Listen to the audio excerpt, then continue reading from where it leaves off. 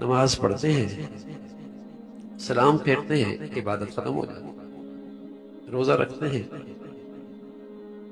افطاری کرتے ہیں، روزے کی عبادت ختم ہو جاتی ہے۔ حج کرتے ہیں، احرام اتارتے ہیں، حج کی عبادت ختم ہو جاتی ہے۔ تلاوت شروع کرتے ہیں، زبان رکتی ہے، تلاوت کی عبادت ختم ہو جاتی ہے۔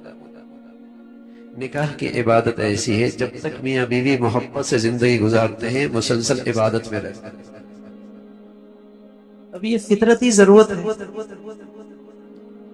اللہ نے یہ جذبہ ہر آدمی میں رکھا ہے، عورت میں، مرد میں رکھا ہے۔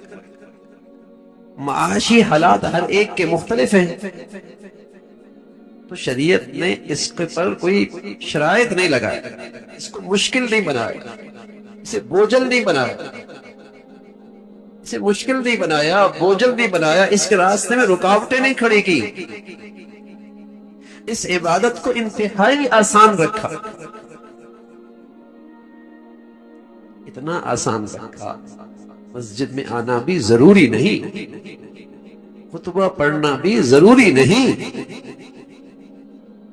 چند آدمی موجود ہیں، بچی موجود ہے، بچہ موجود ہے، 2 گواہ موجود ہیں، اس مجلس میں نکاح ہو جائے، بتائیے کتنا آسان۔ سنت ہے خطبہ پڑھنا، میری نبی کی سنت ہے مسجد میں اس کا اہتمام کرنا، لیکن اس نکاح کی عبادت کے لیے کوئی چیز ضروری نہیں قرار دی کہ مشکل ہو جائے، آسان کر دیا، فطرتی ضرورت ہے۔ اور اب ہم نے اس حالات آسان کو کتنا مشکل کر دیا، اتنا مشکل کر دیا۔ جب تک لاکھوں نہ ہو نکاح نہیں ہوتی، بلکہ میں لاکھوں بھی کم کہہ رہا ہوں، اس لیے کہ جنہیں اللہ نے پیسہ دیا ہے اب تو وہاں یہ حال ہے کہ لاکھوں کا تو صرف ایک جوڑا بنتا ہے، لاکھوں کا تو صرف ایک جوڑا بنتا ہے، اور وہ ایک ہی مرتبہ پہنا جاتا ہے، اور اس کو پہننا بھی ایک مصیبت ہوتی ہے۔ لیکن کیا کریں، سوسائٹی کا رواج جو ہے، لوگوں کو بھی تو بتانا ہے، دنیا کو بھی تو دکھانا ہے، شریعت آسان ہے، وہ آج ہم نے مشکل کر دی، اور جسم و رواج جو واقعی مشکل ہیں آج ہمارے لیے آسان ہو گئے، کتنا مشکل کر دیا۔ منگنی ہے اور اس کی تقریبات ہیں، اور پھر مہندی کی تقریبات ہیں، اور پھر نہ جانے کن کن کی تقریبات ہیں، اور پھر جب تک شامیانے نہ لگے، اور جب تک ہال بک نہ ہو، اور جب تک کہ ہزاروں آدمی شریک نہ ہو، اس وقت تک اس کا نکاح نہیں ہوتا۔ اچھا، سب کے سر میں درد ہے، بیوی کی بھی، شوہر کی بھی، اماں کی بھی، سب کے سر میں درد ہے، مشکل ہو گئی، لیکن کرنا بھی ضروری ہے۔